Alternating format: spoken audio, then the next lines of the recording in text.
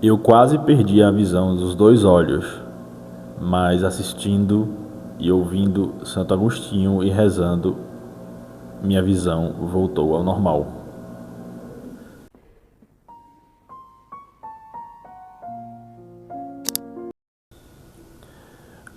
A nada dá mais valor do que a Cristo. Salve Maria, viva Cristo Rei. Olá pessoal, olá irmãos, muitos queridos aqui do YouTube e das outras plataformas também. O que acontece? Esse relato é um relato pessoal, né, de algo que aconteceu comigo há um tempo atrás já, mais ou menos 3 anos basicamente. Mas por que eu tive um problema na visão, primeiramente, né? Primeiramente eu vou falar sobre a minha adolescência, né? Eu sou Marlon, como vocês sabem, né? Eu trabalho na área de educação, leciono, leio muito. Então, lá por volta de 13, 14 anos, eu já tinha um problema um pouco na visão e depois eu fui descobrir que era o ceratocone. Eu não sei se vocês já viram falar. O ceratocone é como se formasse uma espécie de cone na córnea, né? A córnea vai ficando pontuda e o paciente vai perdendo a visão. E aí chegou um estágio em que eu usava lente de contato, só lentes de contato. As lentes de contato, sem elas eu não enxergava nada. Eu era praticamente um cego, praticamente cego mesmo, era inválido sem lente de contato.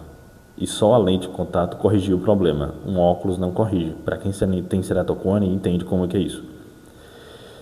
E aí chegou um estágio, há 3 anos atrás, mais ou menos ali na pandemia, no período da pandemia, 3, 4 anos, em que meu ceratocone avançou muito e as lentes não davam mais resultado. E aí formou uma bolha, uma espécie de bolha no olho. É como se fosse essa foto aqui, ó, vou deixar aqui. E aí essa bolha no olho tinha líquido atrás. E aí eu fui diagnosticado para transplante. Eu tinha que fazer transplante de córnea. Se você não sabe o que é ceratocone, como foi o processo meu com ceratocone, eu vou deixar um link do meu canal no YouTube, outro canal que é um canal pessoal meu, e que eu já gravei vários vídeos no YouTube que ajudei milhares de pessoas no Brasil. Você vai ver lá que tem vários comentários, você vai ver que tem várias pessoas questionando várias perguntas que eles tinham e eu já ajudei muita gente respondendo e dando orientações, porque eu compartilhei o problema, né?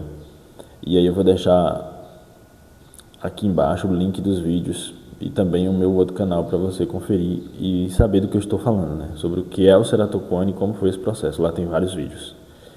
Enfim, quando eu fui diagnosticado para transplante de córnea, eu fui nessa cidade, Vitória da Conquista, aqui na Bahia, e eu ia fazer o transplante. Eu já tinha marcado a cirurgia. E aí era só em um olho que tinha acontecido isso. Que eu tinha dado essa bolha, e essa bolha ela é um líquido que se forma atrás e você não consegue enxergar nada, porque é um que dá no centro aqui da córnea, que é essa bola preta, né, que nós temos nos olhos, se chama córnea. E aí, pessoal, eu não podia ler e tal, e eu estava sozinho, que minha família morava em outra cidade.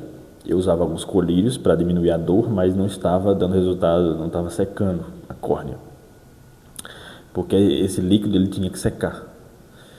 Enfim, eu comecei a ouvir confissões de Santo Agostinho, porque eu não podia ler.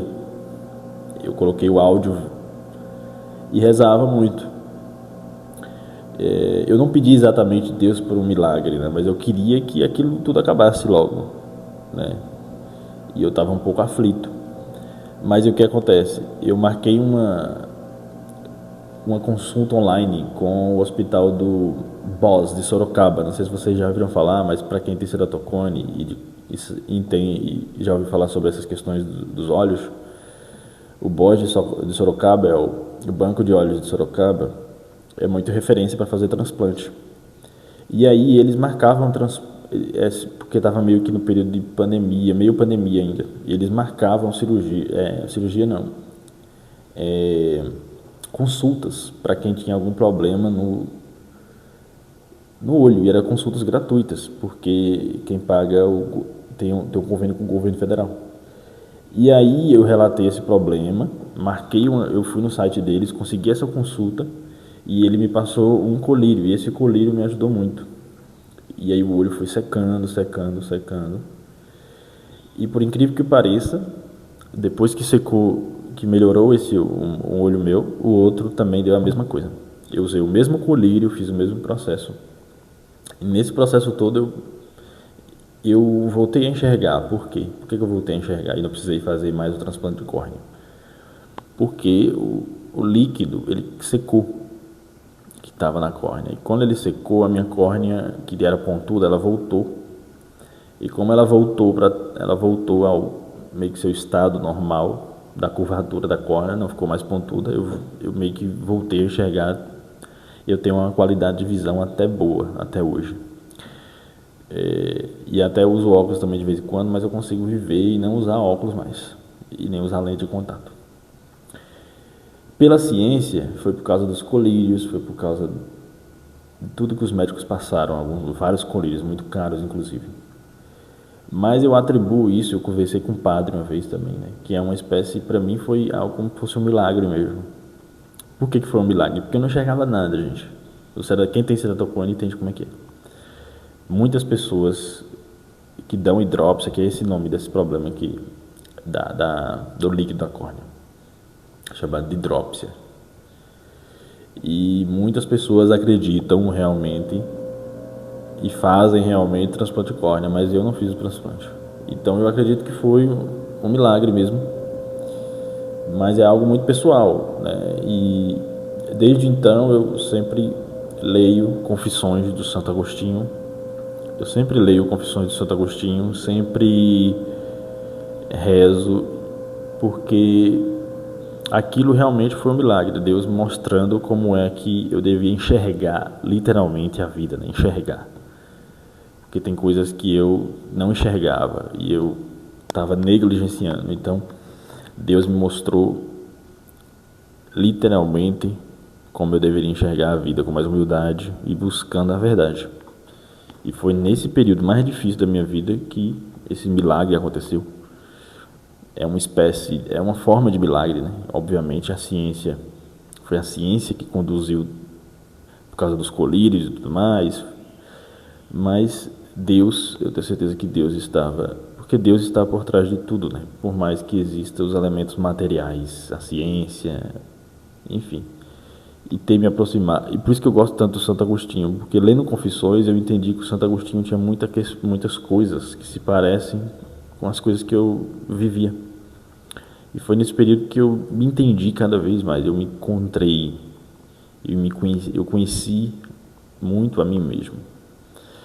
Então, um relato pessoal, e foi esse relato pessoal, uma espécie de, eu falando aqui um testemunho, mas muitas pessoas têm outras histórias também. Eu já presenciei pessoas com várias histórias, né? E tem gente que acha que essas coisas não são milagres, né? Que são coisas, você usou um remédio e está tudo bem, mas Deus está agindo. E quanto mais quando a gente não se desespera, né? Porque é isso, né? Você não deve se desesperar. Você tem que ter calma. Eu tive muita calma, rezei, esperei. E apesar da dor e dos problemas, tudo passou. E realmente tudo passa. As piores situações passam. E é isso, pessoal. Essa é a história desse relato, desse testemunho. Leiam Confissões de Santo Agostinho. E escutem quando você escuta o áudio também do livro e lê ao mesmo tempo, é muito bom também. Viva Cristo Rei, salve Maria. A nada dá mais valor do que a Cristo. Grande abraço.